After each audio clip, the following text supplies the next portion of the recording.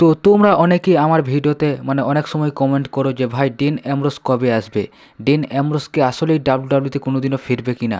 তো আজকের এই ভিডিওর মাধ্যমে আমি এমন 3টি বিষয়কে তোমাদের সামনে উপস্থাপন করব, যেগুলো যদি কোনোভাবে ডাব্লিউডাব্লিউতে ফলে যায় তাহলে সেক্ষেত্রে তোমরা 100% কনফার্ম থাকতে পারো যে ডিন অ্যামব্রোস আলটিমেটলি ডাব্লিউডাব্লিউতেই আসতে চলেছে। এবং তোমরা যদি এই ভিডিওটা শুরু থেকে শেষ পর্যন্ত না দেখো তাহলে সেক্ষেত্রে হয়তোবা তোমরা কিছুই বুঝতে পারবে না। সেই জন্য তোমাদের কাছে রিকোয়েস্ট, এই 3টি বিষয় তোমরা আপাতত ভালো করে জেনে রাখো, এবং এই 3টি বিষয় যদি ডাব্লিউডাব্লিউতে ঘটে যায় তাহলে সেক্ষেত্রে তোমরা কনফার্ম ধরতে পারো যে ডিন অ্যামব্রোস কোথাও যাবে না, সে আলটিমেটলি আবারও ডাব্লিউডাব্লিউতে তার কামব্যাক করতে চলেছে। এবং এর সাথে সাথে তোমরা যদি এই চ্যানেলে নতুন হয়ে থাকো তাহলে চ্যানেলটিকে সাবস্ক্রাইব করে দাও এবং ভিডিওতে একটি লাইক করে দাও এবং অবশ্যই একটা ছোট্ট কমেন্ট করে দাও। তো আর বেশি না বকে চলো আজকের ভিডিও শুরু করা যাক।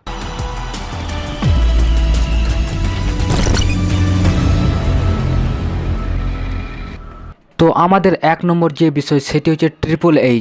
যখন ডিন অ্যামব্রোসের সাথে অল এলিট রেসলিং এর চুক্তি শেষ হয়ে যাবে তখনও পর্যন্ত যদি ট্রিপল এইচ ডাব্লিউডাব্লিউ ক্ষমতায় থাকে তাহলে সেক্ষেত্রে 199% চান্স এটাই থেকে যায় যে ডিন অ্যামব্রোস ডাব্লিউডাব্লিউতে রিটার্ন করবে। এর কারণ হচ্ছে ডিন অ্যামব্রোস ছিল ট্রিপল এইচ এর অনেক পছন্দের একজন রেসলার, কিন্তু সে সময় ডিন অ্যামব্রোস ডাব্লিউডাব্লিউ ছেড়েছিল ভিন্স ম্যাকম্যানের কারণে। ভিন্স ম্যাকম্যান ডিন অ্যামব্রোসকে ডাব্লিউডাব্লিউতে ভালোভাবে বুকিং দিচ্ছিল না, এবং সে সময় ট্রিপল এইচ এরও কিছু করার ছিল না, কারণ তখন ট্রিপল এইচ এর কাছেও বড় কোনো ক্ষমতা ছিল না। কিন্তু এখন যেহেতু ট্রিপল এইচ হচ্ছেন ডাব্লিউডাব্লিউ কোম্পানির বস, অতঃপর ডিন অ্যামব্রোসের যখন AEWর সাথে চুক্তি শেষ হয়ে যাবে তখন ট্রিপল এইচ অবশ্যই চাইবে যে ডিন অ্যামব্রোস আবারও ডাব্লিউডাব্লিউতে ফিরে আসুক। এবং এর বাইরেও ট্রিপল এইচ অনেক বেশি ফলো করে সোশ্যাল মিডিয়াকে, এবং এই সোশ্যাল মিডিয়াতে ডিন অ্যামব্রোসকে নিয়ে অনেক বেশি কথা হয় এবং সবাই চাই ডিন অ্যামব্রোস আবারও ডাব্লিউডাব্লিউতে ফিরে আসুক। তো সেই জন্য তোমরা কনফার্ম ধরে নিতে পারো যে ভবিষ্যতে যদি ডাব্লিউডাব্লিউ বস হয়ে থাকে ট্রিপল এইচ তাহলে সেক্ষেত্রে 99% চান্স থেকে যায় যে ডিন অ্যামব্রোস আবারও ডাব্লিউডাব্লিউতে কামব্যাক করবে। এরপর দ্বিতীয় বিষয়টি নির্ভর করে অল এলিট রেসলিং এর উপর। রিসেন্ট টাইমে আমরা দেখি অনেক famous wrestler all elite wrestling এর অনেক ফেমাস রেসলার কোম্পানি ছেড়ে দিচ্ছে এবং ডাব্লিউডাব্লিউতে ফিরে আসছে, এবং যার ফলে AEW যে স্টক মার্কেট সেটা দিনের পর দিন নিচের দিকে নেমে যাচ্ছে, এবং যার ফলে ফ্যান্সরা আর অল এলিট রেসলিং দেখতে ইন্টারেস্ট দেখাচ্ছে না। এবং এভাবেই যদি চলতে থাকে এবং অল এলিট রেসলিং এ যদি স্টক মার্কেট দিনের পর দিন নিচের দিকে নেমে যায় তাহলে সেক্ষেত্রে আমরা বলতে পারি যে অল এলিট রেসলিং ভবিষ্যতে